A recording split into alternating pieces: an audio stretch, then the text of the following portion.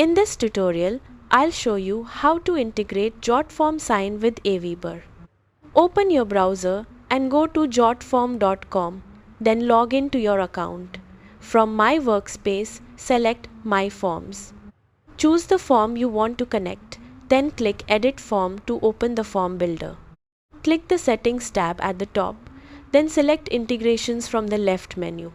Search for AWeber and click the integration when it appears. Click Authenticate, then sign in to your AWeber account and authorize the connection. After the connection is complete, select the AWeber list where you want new submissions to be added. Map your Jotform fields to the corresponding AWeber fields such as email and name. If needed, add tags to organize your subscribers. When you're finished, click Save or Complete Integration to apply the changes. That's how to integrate Jotform sign with AWeber. Thanks for watching.